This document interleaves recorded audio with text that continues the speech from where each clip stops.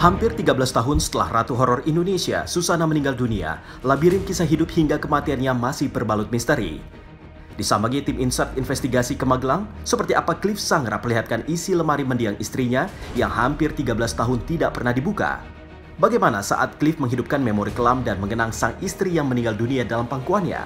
Benarkah di rumah mereka di Magelang, Susana kerap jalan kaki berkeliling desa di waktu-waktu subuh? Dan tentang Susana, tak hanya rumah yang menjadi saksi cerita hidupnya. Secara eksklusif kepada tim insert investigasi, seperti apa Cliff menunjukkan tempat meditasi Susana di air terjun Sekar Langit melewati rute jalan setapak yang licin dan berliku. Seperti apa daya magis Susana yang seolah enggan pergi dari pusara hingga tempat lokasi syutingnya di Semarang serta Villa Katumiri di Cimahi. Dikenal sebagai ratu horor dengan pembawaan diam tapi menakutkan, bagaimana sebenarnya sosok Susana saat di rumah menjalankan peran sebagai istri? Benarkah Susana pernah mencoba mengakhiri hidup dengan menelan 100 pil penenang sekaligus? Sementara itu, seperti apa Cliff menguak tabir misteri kematian, surat wasiat, hingga persoalan warisan Susana? Pemirsa, inilah insert investigasi.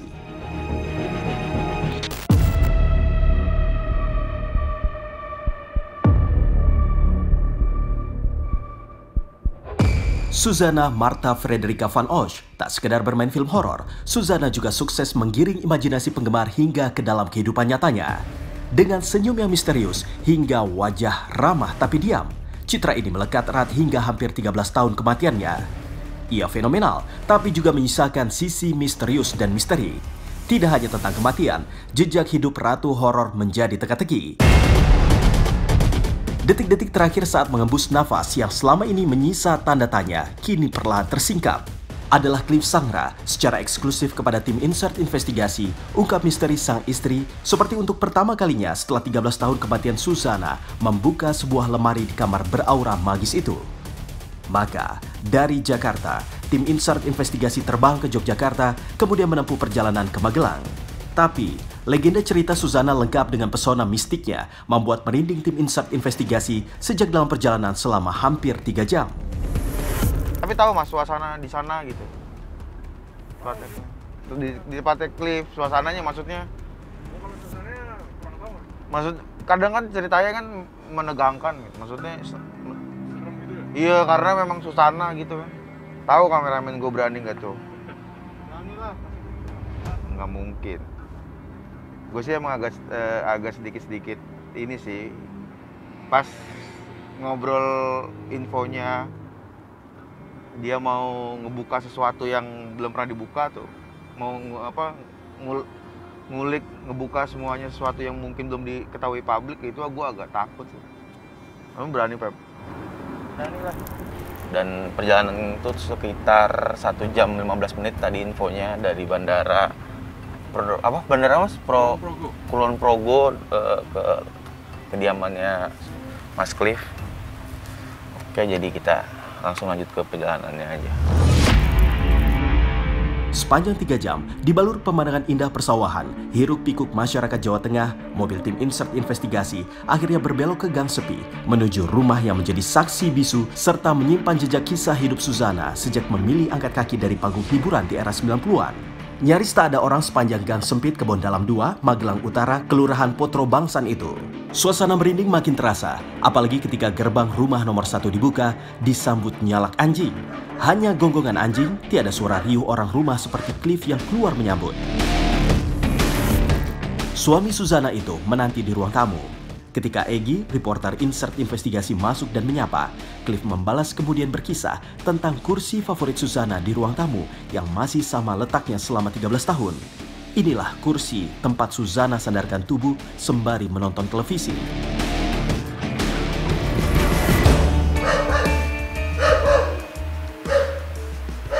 Halo Cliff, siap. Aduh, maaf jadi ngerepotin ya. Ruang tamu, juga sama, nggak ada perubahan. Nah, pokoknya intinya. Ini ruang tamu yang benar-benar belum didekor ya? Iya belum, jadi sama seperti ini. Nah, ada tempat khusus dari Bunda ya? duduk di sini. Bunda suka di sini. Duduk di sini, nonton TV. Tapi televisinya udah nggak ada, udah saya pindah ke kamar. Dulu sering ya kalau nonton TV gitu kan, nonton di sini. Ironisnya, tiada potret Suzana terpajang di dinding tembok. Yang terlihat hanyalah foto Cliff bersama istri baru dan kedua anaknya. Tak banyak jejak Suzana terlacak di ruang tamu. Ruang tamu tak hadirkan suasana yang membuat bulu kuduk bergidik. Namun aroma mistik mulai menyelimuti ketika Cliff mengajak masuk kamar Suzana. Inilah kamar penyaksi detik-detik Suzana hembuskan nafas terakhir.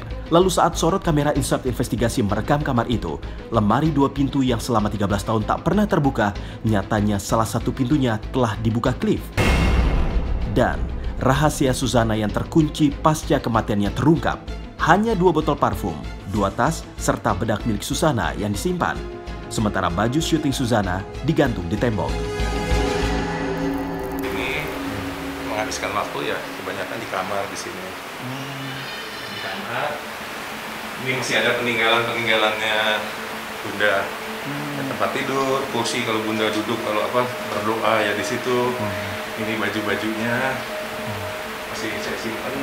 Ini tas dulu yang sering kalau Bunda pergi di apa di cangklong gitu loh, tidak itu. Ini minyak wangi yang pernah dipakai sama bedaknya. Jadi masih saya simpan. Oh, ini mungkin yang belum banyak yang tahu. Belum banyak yang tahu ya. Ini baru saya buka. Oh, yang sempat tadi Mas Mas cerita bahwasannya ini. Iya. Oh. Ini yang nggak bisa dibuka. Tapi kita isinya tuh baju juga atau seperti apa? Kayaknya baju-baju. Baju. Ini kan tas yang sebagai Bunda, minyak wangi, bedak yang mesti itu. Kalau lipstiknya itu permintaannya Bunda sendiri dimasukkan ke dalam peti mati.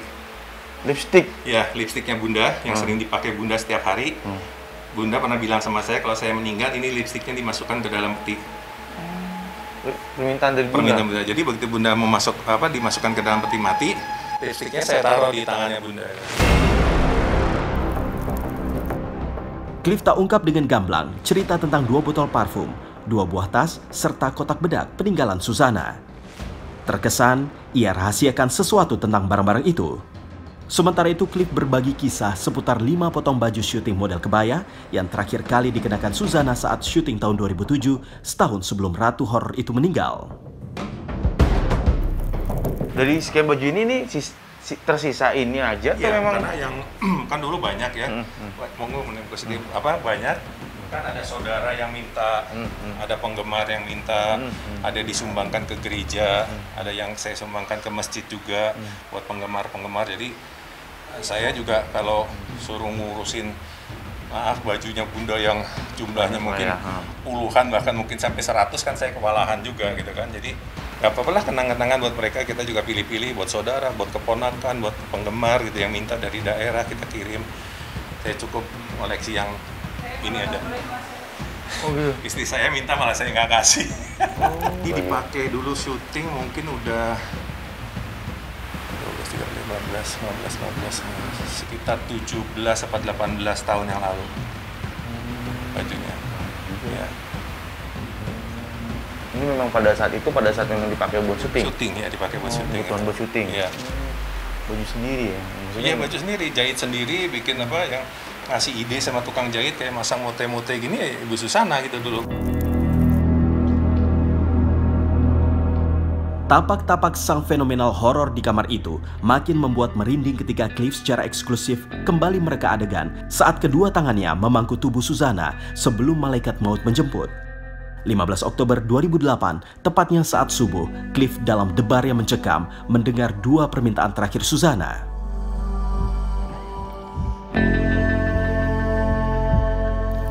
Waktu saya meluk ini itu, dia masih sempat ngomong sama saya itu. Pak, ada 2 permintaan yang minta dipenuhin sebelum meninggal. Janji ya, dia apa dulu saya bilang gitu. Yang pertama, tolong jadikan anak angkatnya kita dulu ada, saya kan sama Bunda ada anak angkat. Dijadikan tentara TNI dia bilang itu. Oke, saya bilang itu nanti saya jadikan dia jadi TNI, dan sekarang kan memang sudah TNI, sudah dinas di Kalimantan. Jadi amanat yang pertama udah. Yang kedua dia bilang kamu nikah lagi. Wah, saya bilang nggak mau kalau nikah lagi. Kalau kamu nggak mau nikah lagi, cari istri yang baik, punya anak kandung, saya meninggalnya nggak tenang.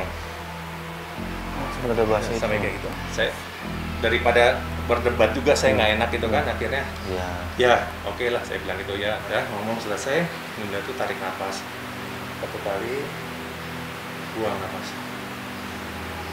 Tarik lagi nafas lagi kedua kali, buang. Udah, ini enggak. Di sini Di sini, posisinya kepalanya di sini, di tangan saya meninggal. Pukul berapa kira-kira? Jam 11 malam lebih 15 menit, 11.15, 23.15.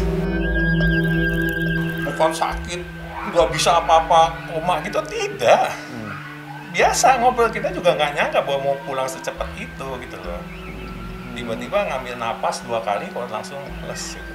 Nah, sebelum meninggal lagi, sempat Bunda tuh lihat atas ini, matanya tuh gini-gini, muter-muter gitu, matanya. Saya udah nangkap gitu loh. Saya maaf ya, bukan apa, karena saya tahu juga saya udah nangkap. Udah ada yang datang. Udah ada yang datang mau jemput. Matanya gini. Saya ngomong aja. Saya minta sama Tuhan, tolong dikasih waktu lah. Jangan sekarang, saya bilang gitu. Kalau memang sudah waktunya, tapi jangan sekarang, tolong dikasih waktu. Akhirnya 2 hari kemudian baru setelah kejadian itu baru meninggal gitu.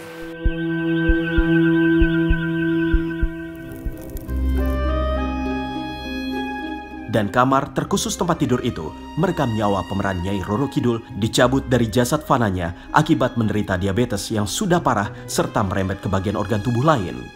Di sana ada kenangan paling menyayat hati, tapi Cliff tidak mengubah apapun di kamar itu. Ia bahkan masih menyimpan selang infus yang dulu digunakan Suzana saat menjalani rawat jalan. Sampai ini ada apa? Ada tali itu. Iya, ada tali ini. Itu dulu pernah kita kasih apa namanya, infus. Oh, ini tali infus. Ya, saya kasih infus ya. Jadi ada. Oh iya, ini gede dari mana? Ya, dari pihak rumah sakit datang ke sini untuk infus. Jadi bukan saya yang infus loh. Dari pihak rumah sakit kasih Datang izin sini buat datang infus. sini karena memang permintaan dari Bunda sendiri gitu loh. Buat infus di sini. Buat infus di sini. Jadi infusnya kita gantung di situ. Ya sih, mungkin masih terlihat juga kayak di situ juga ada mungkin ada tempat buat peralatan obat atau seperti apa gitu ya. Jadi memang sengaja saya nggak rubah karena apa, buat masyarakat biar tahu gitu kan, nih kamarnya Bunda seperti apa pada saat dulu sakit, seperti apa, meninggal seperti apa. Setapak demi setapak, kenangan wanita kelahiran Bogor 13 Oktober 1942 yang mengutas penasaran di luar pintu pagar rumah dengan halaman cukup luas serta bergaya Belanda itu mulai tersingkap. Pada salah satu sisi halaman, sebuah kursi tanpa sandaran yang terbuat dari semen hingga ayun-ayunan yang kini hanya tersisa bekasnya menjadi tempat Suzana bersantai. Di sini pula, Cliff kerap menemani sembari bermesraan di bawah selimut malam. Sebab Suzana hanya keluar rumah di malam hari. Kalau keluar rumah ya sekali-sekali paling duduk di sini. Oh, di sini. Duduk di sini. Dulu ada ayun-ayun di sini, tapi ayun-ayunnya udah dibongkar karena udah rusak, udah keropos kan. Oh, di sini dulu. Ini di tempat yang merah ini. Dulu ada ayun-ayun gitu. Nah, kalau malam gitu sering ayun-ayun, kalau nggak duduk di sini gitu loh.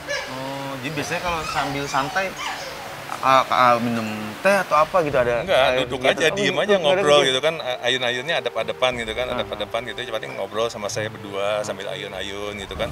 Nanti kalau udah rasa cukup ya masuk lagi ke dalam gitu. Tapi di sekeliling ini mungkin ada perubahan ya? Nggak ada perubahan, semua sama ini. Semua sama. Cuman yang perubahan itu ada patung 2 itu. Saya pindah tadinya di teras. Patung ini. Itu dari apa, kenang-kenangan dari film Selma dan Ular Siluman itu. Oh iya. Kenang-kenangan dibawa 2 di teras. Anak-anak kalau taruh di depan, kalau keluar malam lihat itu suka kaget, suka takut. Kaget, oh iya, patung ini ya. Jadi saya taruh di luar itu, jadi anak-anak berani keluar itu.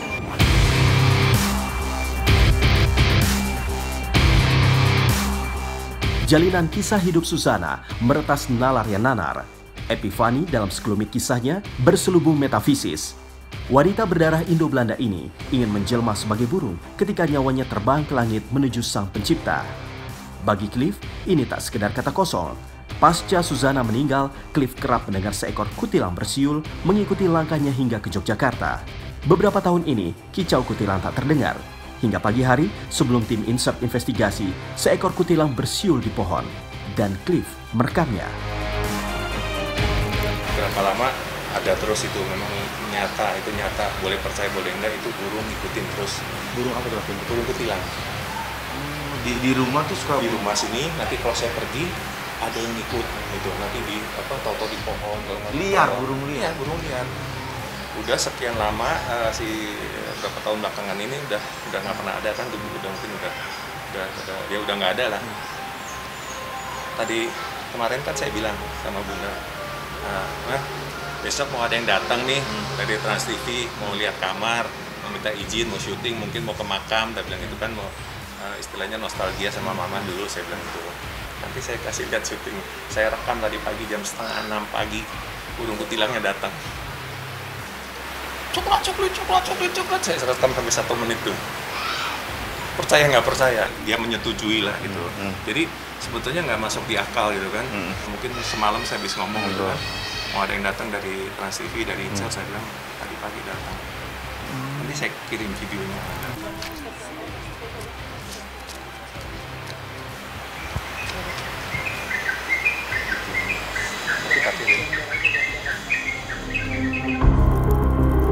Tak mudah mengungkap teka-teki Suzana di rumah itu.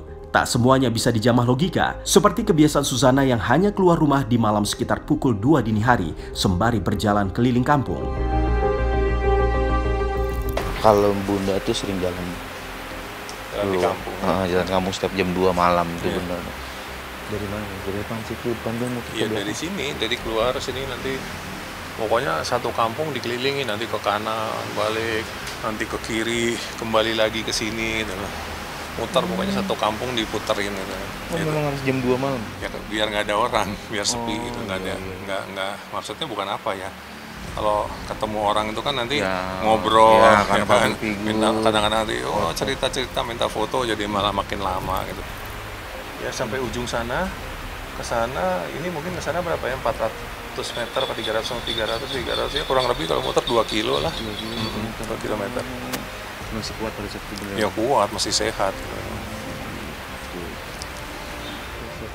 Berarti memang tadi sempat Mas Cliff cerita bahwasannya di sini tuh Bunda kalau jam 2 malam sering jalan sekitar 2 kiloan kurang lebih. Menelisik misteri Suzana sejatinya mengumpulkan kepingan puzzle di berbagai lokasi. Tak hanya di rumah, seperti apa kepingan rahasia Suzana yang tersimpan di tempat meditasi, air terjun Sekar Langit, Gerabak Magelang. Penampakan apa yang tersaji di sana? Lalu, dari makam Suzana, sebuah kisah magis diungkap oleh penjaga makam. Ia bermimpi diberi selendang oleh Suzana dan saat tiba di makam, ada sebuah selendang di sana. Lantas, benarkah selendang itu masih tersimpan hingga kini? Benarkah selendang itu menyimpan aura mistik dan magis? Simak kisahnya hanya di Insert Investigasi sesaat lagi.